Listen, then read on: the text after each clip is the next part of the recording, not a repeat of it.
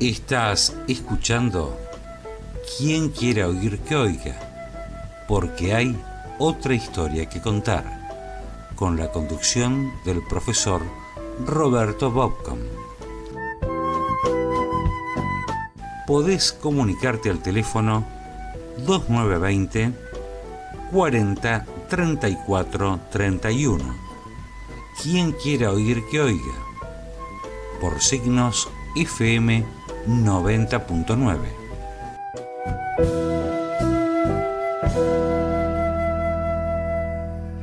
Anduziba.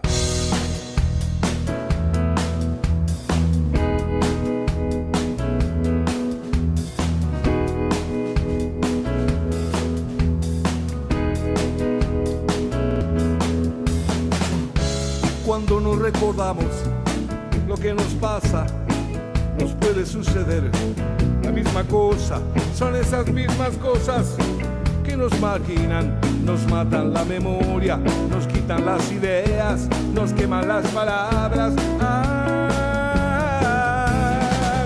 Si la historia la escriben los que ganan, eso quiere decir que hay otra historia, la verdadera historia. Quien quiera oír que oiga. Nos queman las palabras, Buen día, buen día. Hoy vamos a hablar de dos temas. Uno y dos. Perdón.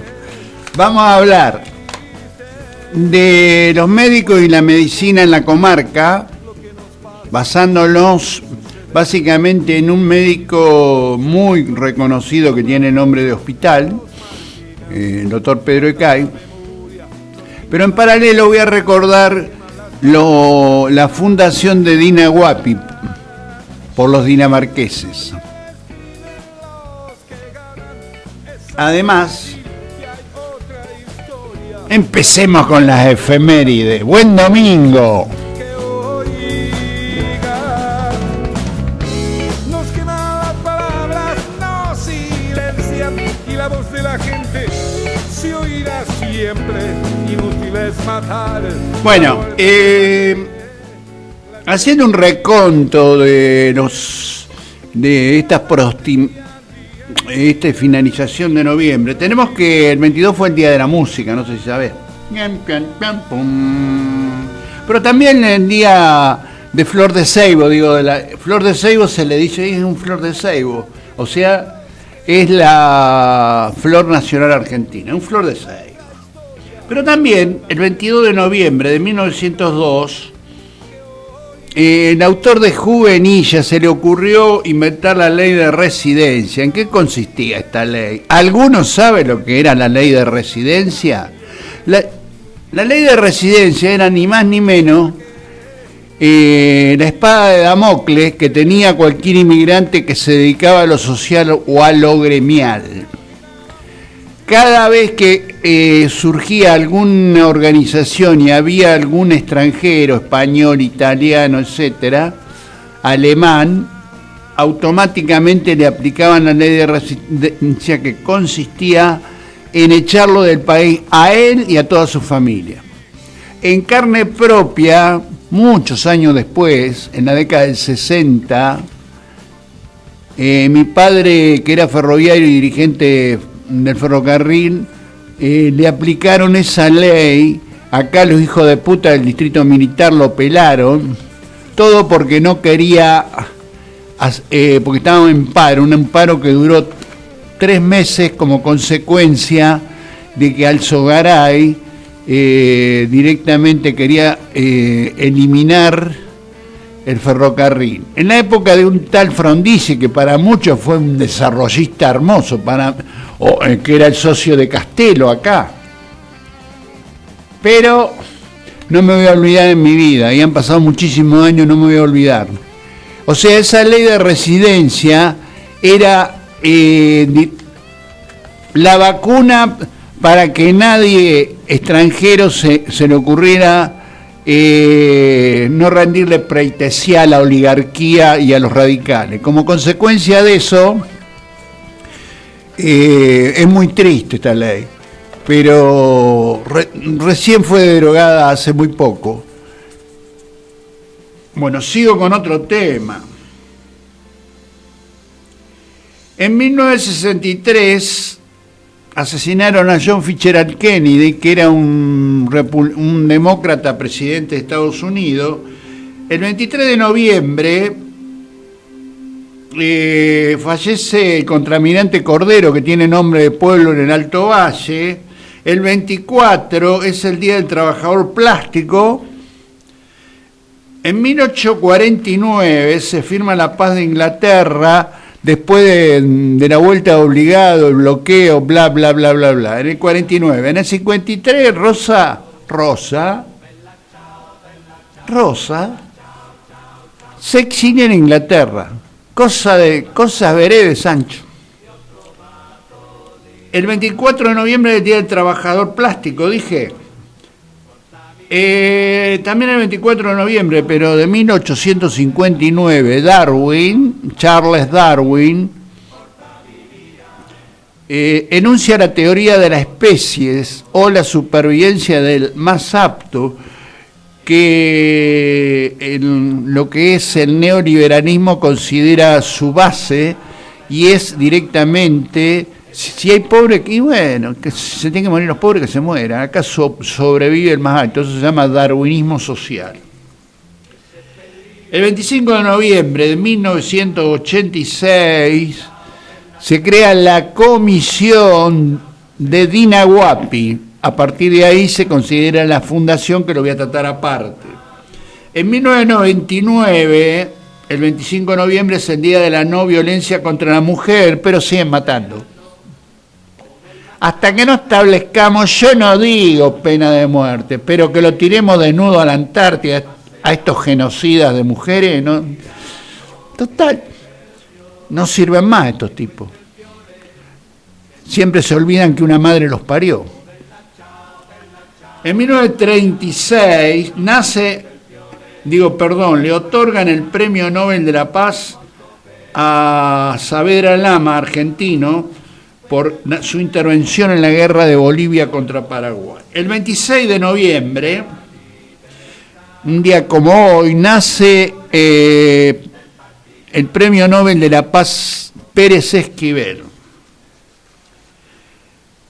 El 28 de noviembre se inaugura el túnel entre Argentina y Chile, a la altura de las Cuevas, en Mendoza. El 29 de noviembre, este señor que tiene Álvaro Barros sube como gobernador de la Patagonia, primer gobernador. El 29 de noviembre también el Pepe Mujica gana las elecciones como presidente de Uruguay. El 30 de noviembre es el Día del Teatro y del Mercosur, porque en 1985 Alfonsín y Sarney firmaron el acuerdo.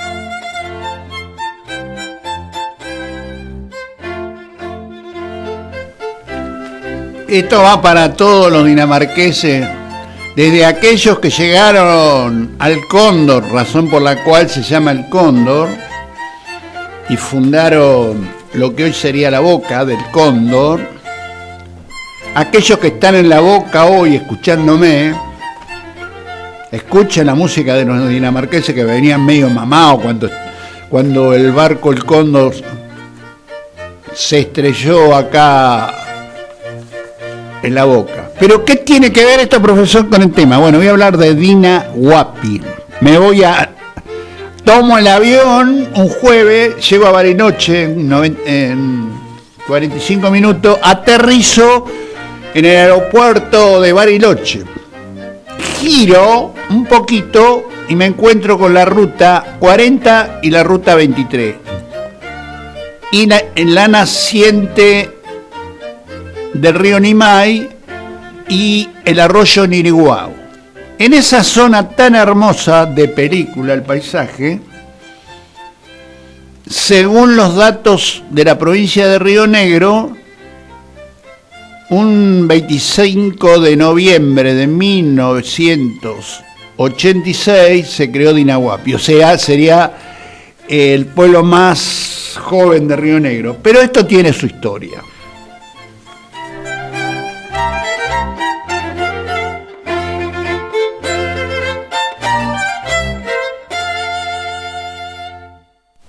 Tiene su historia, dije.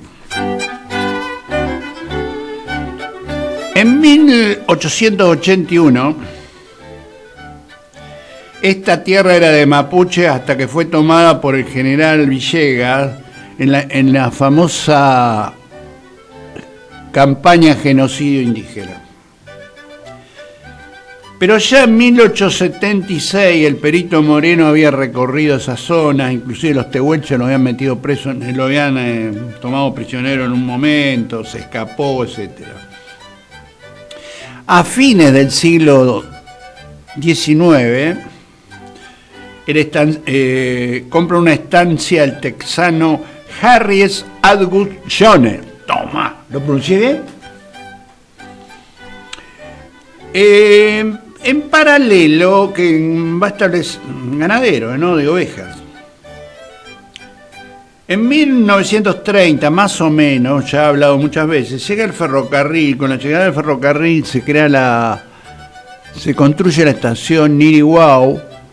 La llegada del ferrocarril de por sí era un generador de afincamiento de familias. ¿Qué familias iban a ir? A de los ferroviarios.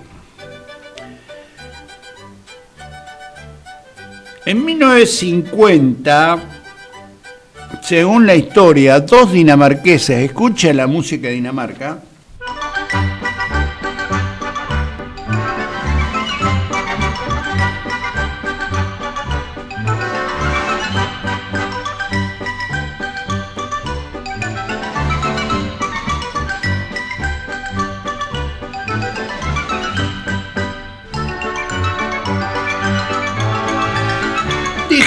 tú dinamarqueses, John Benstru y Christian Hansen, compran tierras en la zona de lo que hoy va a ser conocido como Dinahuapi, y las bautizan precisamente Dinahuapi, dinamarqueses de la isla o dinamarqueses de Huapi. Huapi quiere decir isla.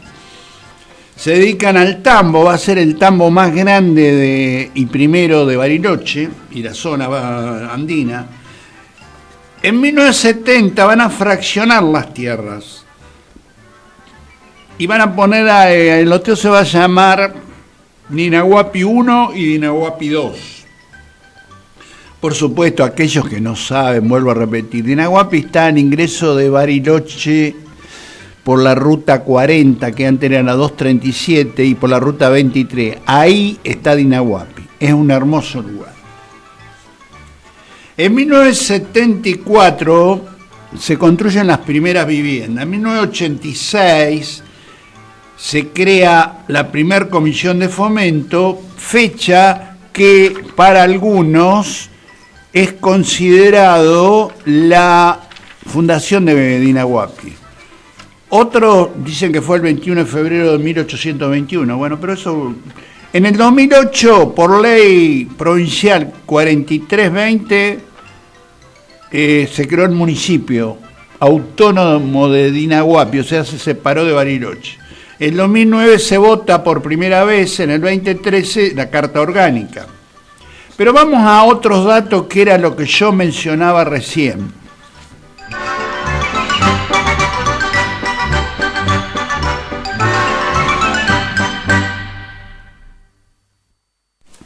Yo recién mencionaba algunos otros datos. Por ejemplo, 21 de febrero de 1921, por decreto del Poder Ejecutivo Nacional, se reconoce la zona. Por lo tanto, sería una buena fecha de fundación. No sé por qué le habrán puesto la otra. También, resumiendo, Benstrop y Hansen, entonces, desde la década del 50 instalan el primer tambo, pero también un sistema de riego que lo toman desde el Dinahuapi. También a medida que sea en Ñirihuau llega el ferrocarril, se establece la primera escuela para la familia ferroviaria. En 1966 se construye la ruta 237, hoy 40 Norte. En 1967 se lotea lo que se llama Costa de Leones, ahí en Dinahuapi, por José Gámez. En 1973, Alberto Castro lotea el Milagro, zona de Dinahuapi. También en el 73, Benstrup y Hansen lotean Dinahuapi 1 y 2. Esta zona, lógicamente, no tenía luz, electricidad, transporte, nada. Lo único que había, pasaba el ferrocarril y un incipiente camino de Peregrullo, de Macadán, conocido como Ruta 247, que venía de Neuquén. En 1980 van a aparecer los primeros transportes públicos y en 1989 se va a crear la escuela 372. Mi homenaje, feliz cumpleaños Dinahuapi, y pasaré al otro tema. Vamos a seguir escuchando Dinamarcas, música.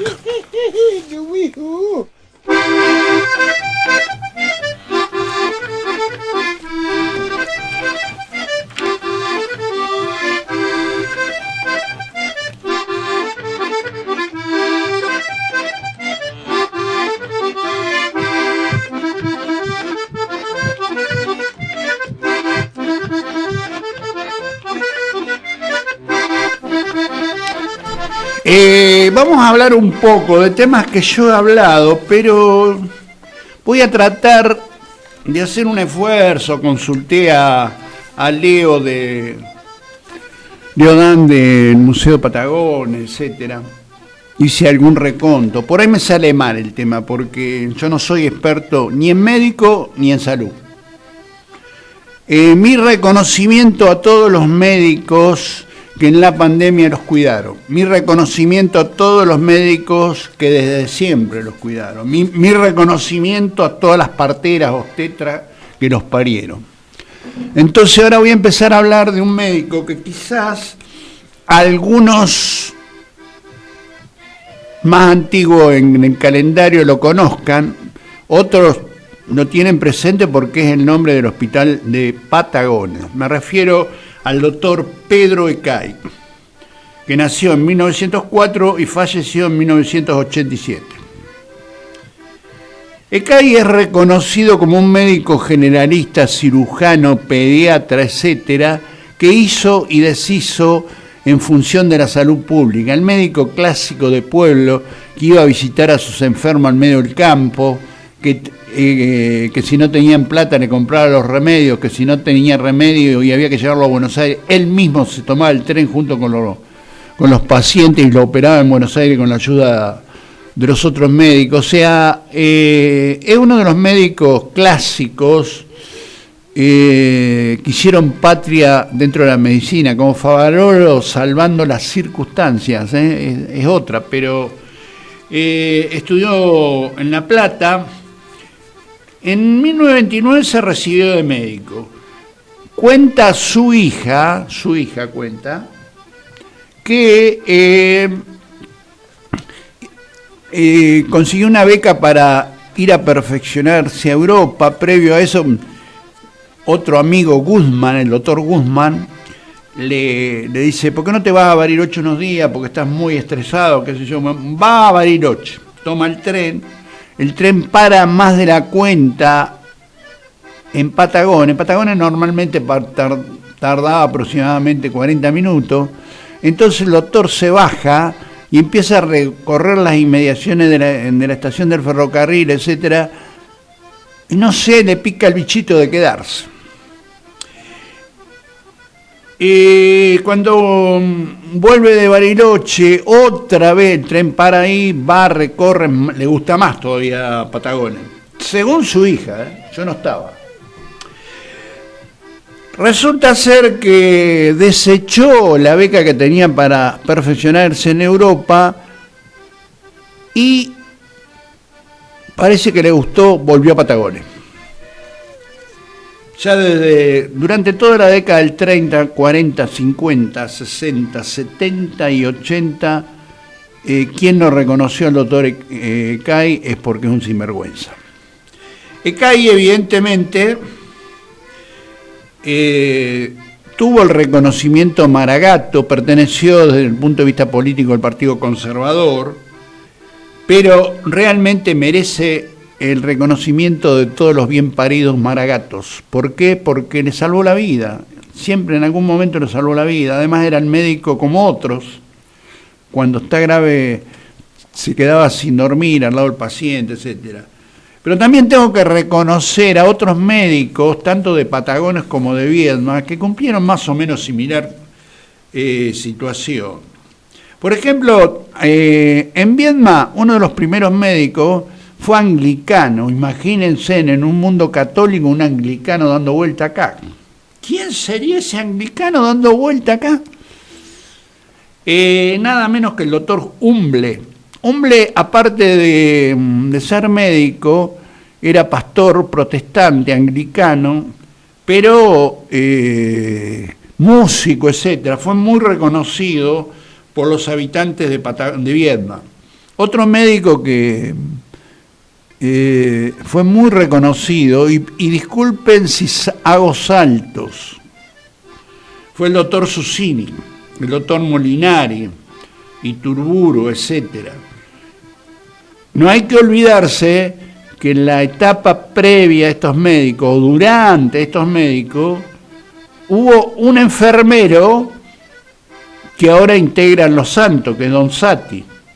Es decir, Artemides Sati fue el que ayudó a todo este grupo de médicos y que según la Iglesia Católica ahora es santo. Pero no quiero olvidarme de detalles porque la historia de la medicina en Viedma creo que tiene un antes y un después de 1973-74. ¿Por qué?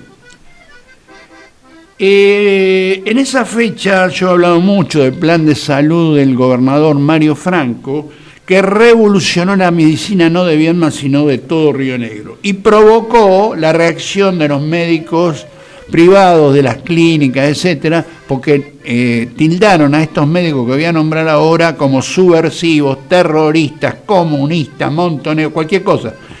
Lo que pasa es que estos médicos sabían trabajar en equipo y los otros trabajaban con bolsillos. Son dos cosas distintas. Quiero rendir homenaje especial a esos médicos. Muchos ya han fallecido, pero han sido amigos míos inclusive. Como el doctor Jiménez, el doctor Ledesma, el que cuidó a mis hijos desde muy chico, Ortiz Gallo, el doctor Motti, el doctor Abraham, el doctor Moser, el doctor Curi Antún, que fue reconocido en la legislatura por su mérito, que aún hoy sigue trabajando.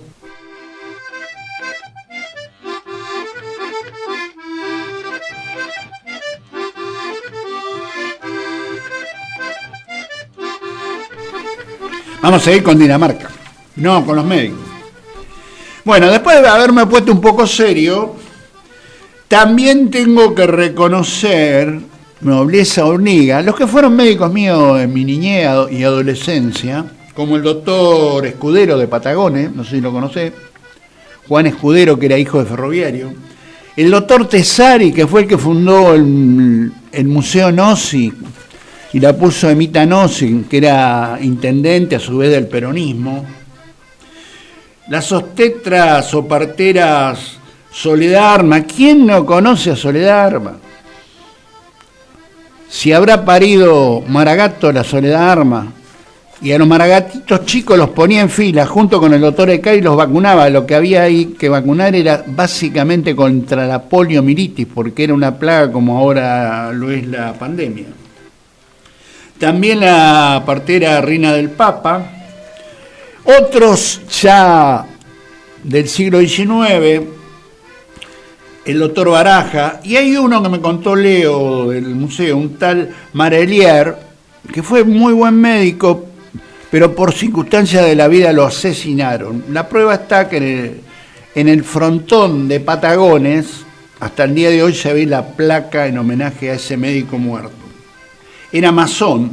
Ahora voy a tratar de contar una historia que tiene que ver con un médico psiquiatra llamado Phillips, que puso la mitad a favor y la mitad en contra. La voy a resumir. Resulta ser que lo que se llama hoy medicina alternativa,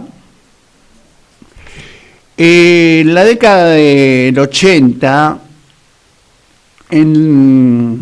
estaba en pañales, todavía no ha habido lo que se llaman los mapuches hoy, que tienen por lo menos prensa. En ese momento, hasta la Constitución de 1994, prácticamente estaban luchando en la soledad. Después, cuando en la Constitución de 1994 lo declaran pueblos originarios preexistentes, entonces a partir de ahí cambió la situación. ¿Pero qué quiere decir, profesor? ¿Qué quiere decir, profesor? ¿Qué quiere decir, profesor? Lo que quiero decir es que doña Dominga Ñancufil, ¿la conocen a Dominga Ñancufil? Para algunos, Dominga Ñancufil era una excelente machi o curandera mapuche. Para otros, como siempre ha pasado en el mundo, una bruja. Para el doctor Philly, consideró que era una forma de medicina alternativa. ¿Vio? Hay una cosa que lo sabemos todos. Nadie cree en el empacho, pero todos vamos a que los curen el empacho, ¿verdad? La cuestión del caso, que según Carlitos Espinosa en su trabajo, directamente habla de que la nombró a Dominga como asistente terapéutica. A algunos maragatos conservadores se les opusieron. Como consecuencia de esto, la Municipalidad de Patagones lo sacó a Phillips, pero la justicia le dio la razón a Phillips. ¿Cómo? Y sí, Phillips Morris quedó. La causa judicial termina en el sobrecimiento de Phillips. Después Phillips se va a Francia, donde muere a los 67 años. En Patagones hay un antes y un después de la intervención de Dominga Ñancufil y del doctor Phillips. ¿Por qué un antes y un después? Porque es la primera vez que se produce una simbiosis entre la medicina oleopática y la medicina popular mapuche. Cosas que la mitad de la población maragata lo miraba como chisme, no sabía qué pasaba ahí adentro. La otra mitad participaba y generó una verdadera revolución dentro del pueblo, un chismerío bárbaro. Algunos decían que hasta en el hospital se hacían orgías, cosa que lo desmiento. Pero, en 1987 la psicopedagoga Irene Roldán los denuncia y a partir de ahí empieza otra historia. Yo quiero, en este momento, quiero hacer un reconocimiento a todos los médicos y a todas las enfermeras, como por ejemplo a Don Sati, y a todos aquellos que colaboraron, básicamente, para que no nos olvidemos. Hace muy poquito, yo me puse hoy la quinta dosis de la vacuna, que pasamos por esta pandemia que todavía los deja la marca que en algunos casos muchos no pudieron ni hacer el velorio ni el entierro directo de sus seres queridos. Por lo tanto, mi homenaje a todos los médicos, mi agradecimiento, y será hasta el domingo que viene.